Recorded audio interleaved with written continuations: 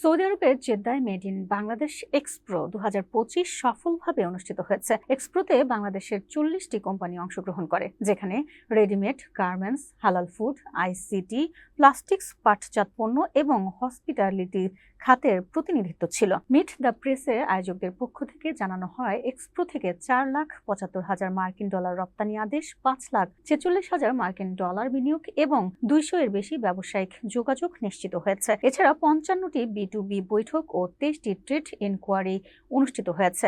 Bangladesh consulate general Jeddah consul general Mohammad Sakhawat Hossain এক্সপ্রোর শুভ উদ্বোধন করেন।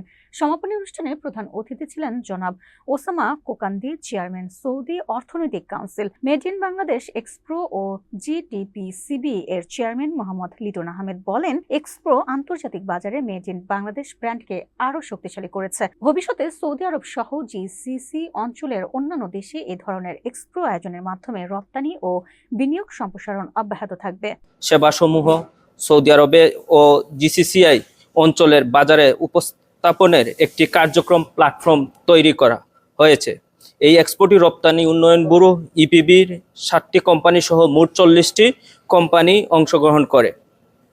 অংশগ্রহণকারী প্রতিষ্ঠানসমূহের মধ্যে রেডিমেড গার্মেন্টস, আরএমজি, এগ্রো, হালাল food, ICT, digital service, plastic, পাটজাত পণ্য এবং রিয়েল এস্টেট অ্যান্ড হসপিটালিটি খাতের কোম্পানি ছিল।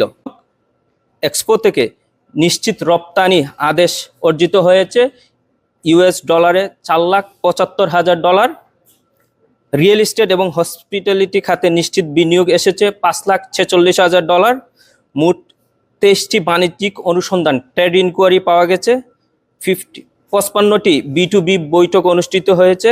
200-এর বেশি ব্যবসায়িকরা যোগাযোগ স্থাপন করেছে।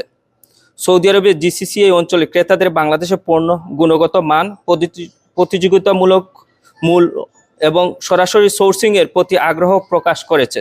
বিশেষ করে হালাল ফুড, গার্মেন্টস, আইসিটি সার্ভিস, পাটজাত পণ্য প্রতি উল্লেখযোগ্য আগ্রহ লক্ষ্য করা গেছে।